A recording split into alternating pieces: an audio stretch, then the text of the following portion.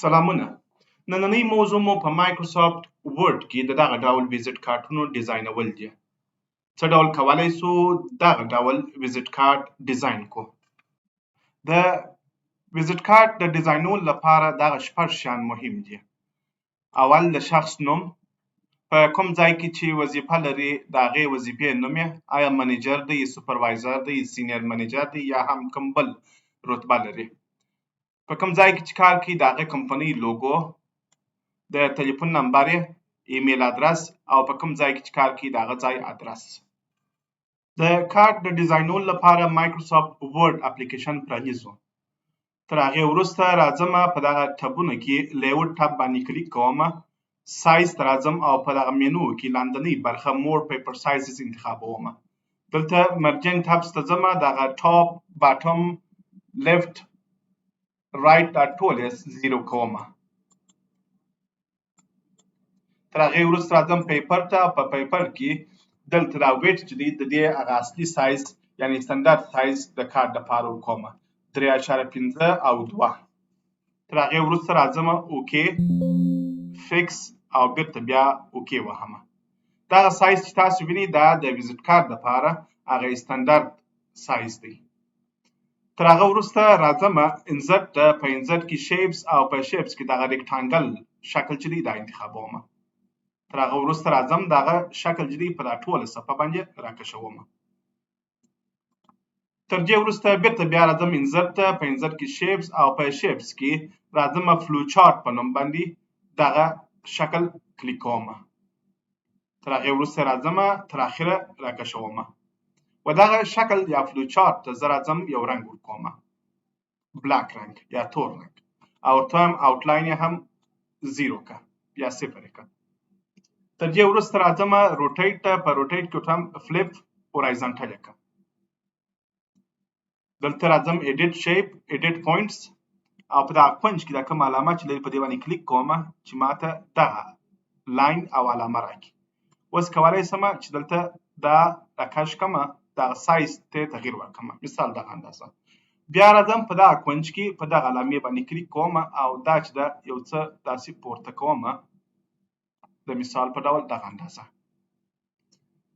پر دغه فلوچارت باندې کلیک کوم، له کیبورډ څخه کنټرول نیستم او پورتنۍ علامه چې ده له کیبورډ څخه وهم چې دا پورته خواته ولاړ شي او په دغه صفحه کې راته سیټ شي. تر هغې وروسته دغه فلوچارت انتخابوم، کنټرول سی وهم، بیا کنټرول وي چې د دې یو کاپي و ماته راکړي. راځم د دې فلوچارت رنګ ته تغییر ورکوم، ورته هم شیپ فیل، ورته هم سپین رنګ ورکړه. تر هغې وروسته راځم روټیټ ته. په روټیټ کې ورته وایم ټاپ ورټیکل فلپ یې که، او بیا راځم روټیټ ته ورته وایم فلپ اورایزنټل. ښه، اوس راځم بیرته انزرټ ته. په انزرټ کې شیپس او په شیپس کې دغه اول علامه چې ده دا انتخابوم، دې ته بیضوي شکل ویل کېږي. له کیبورډ څخه کنټرول نیسم او دا راکشوم چې دایرې شکل غوندې دغسې. تر هغې وروسته دا راوړم په دغه مابینځ کې دروم.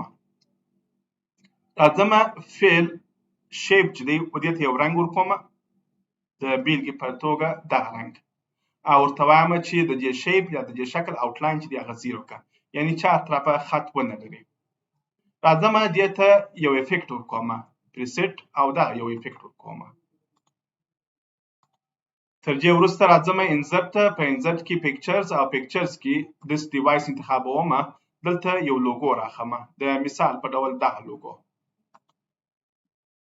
کله چې مې لوګو راواخیسته دغه شکل یې څنګ ته راځي، پر دې باندې کلیک کوم، دلته هم ان فرانټ اف د ټکسټ انتخابوم چې لوګو و مخې ته راسي. دا لوګو سایز کوچنی کوم، وروسته یې راوړم په هغه دایره چې مخکې مې ډیزاین کړله پر هغې باندې دروم.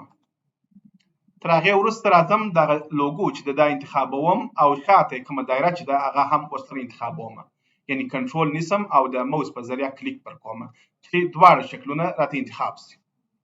تر هغې وروسته راځم آنلاین ته. آنلاین کې زه ورته وایم سنټر یې که، او بیا راځم آنلاین ته او ورته وایم چې میډل یې که، یعنې لوګو د دغه دایرې په مابینځ کې واقع شي. اوس مو پر کارت د لوګو کار تمام کړئ. راځم د شخص و نوم ته. انزرټ ته ځم. په انزرټ کې شیپس او په شیپس کې دغه ټکس باکس دی دا انتخابوم. دلته راکشوم. دلته د شخص نوم لیکم. د مثال په ډول محمود یوسفي. دا د شخص نوم دی. دغه متن انتخابوم. دلته هوم ته راځم. په هوم کې فونټ ور بدلوم. تر هغې وروسته دغه د ای په شکل کې کلیک کوم. دلته ورته هم اپر کیس یعنی دا کوچني توري چې دا ټولې راته غټې یا لوی که. راځم د دغه ټکس باکس رنګ چې دی دا بدلوم. ورته هم فل بلاک یې که چې د پورتني شکل سره همرنګه سي. د دې آوټلاین هم چې دی دا نو آوټلاین کوم. اوس بیا راځم کنټرول نیسم او په دغه ټکس باکس باندې کلیک کوم او دا لاندې راکشوم چې یو کاپي ماته راکړي. د دې فونټ چې دی دا کوچنی کوم. ورته وایم چې 6 اندازه یې وي. دلته اوس دغه شخص وظیفه چې ده یا رتبه چې ده په شرکت کې هغه ورته لیکم. د مثال په ډول برانچ منیجر دا انتخابوم او بیا راځم دغه ای دغه ته او ورته وایم چې اپر کیس یې کړه.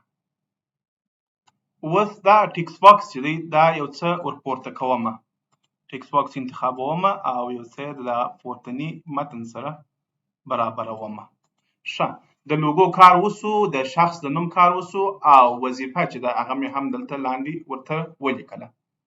اوس درې شیان نور مهم دي. د شخص د تلیفون نمبر، ایمیل ادرس او په کوم ځای کې چې کار کوي د هغه ځای پته یا ادرس. راځم بیرته انزرټ مینو ته. په انزرټ مینو کې شیپس او بیا راځم همدغه اول شکل چې دی انتخابوم. تر انتخاب وروسته کنټرول نیسم او دا دلته راکشوم چې هغه بیضوي شکل چې دی هغه دایروي شکل راکړي ماته.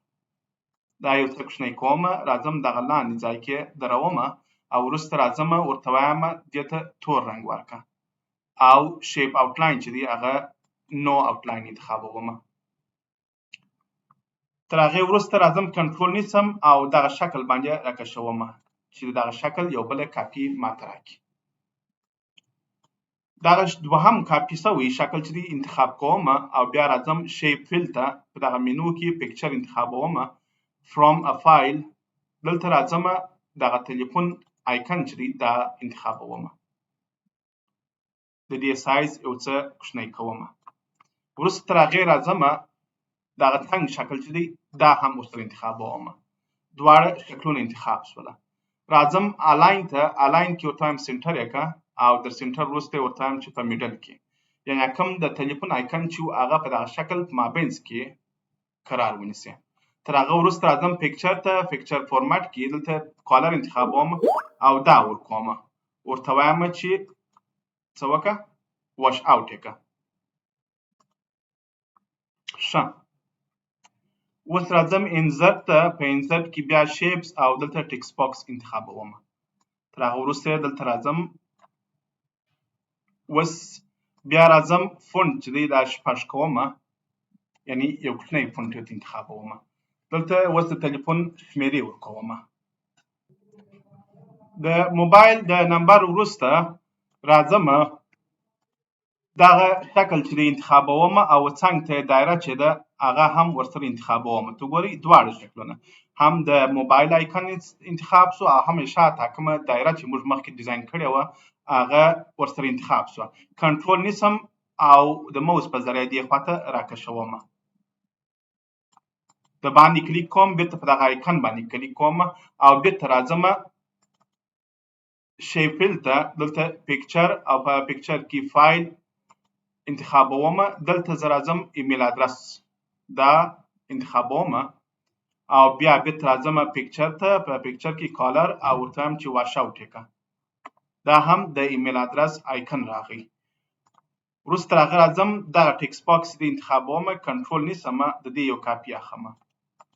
دلته اوس د ایمیل ادرس ورکوم. د مثال په ډول yusufzai@gmail.com دا راکشوم. یو څه یې غټوم. د پورت څخه همداسې کوم. د دغه څنګ ته ایږدم. بیرته بیا راځم دا انتخابوم څنګ ته کنټرول نیسم دغه بل شاتنی دایره چې ده دا هم انتخابوم کنټرول نیسم او راوړم یې دې بل کاپي نیسم آیکن انتخابوم بیرته ځم چیرې شیپ فیل ته پکچر او په پکچر کې را اخلم ادرس پکچر فورمات کالر ورته هم چې دا هم واش اوټ کړي تر هغې وروسته بیا راځم دا ټکس باکس د انتخابوم کنټرول نیسم او دې خواته راولم دلته اوس د کمپنۍ ادرس ورکوم د مثال په ډول پکتیا کارټ ډسټریکټ درېیمه ناحیه او هاوس نمبر چې دی هغه ورکوم یوه لحظه زه دا نکې سره اوږد کړم هاوس نمبر چې دی هغه ورکوم چې 3 نمبر کور دا و د کارت د ډیزاینولو طریقه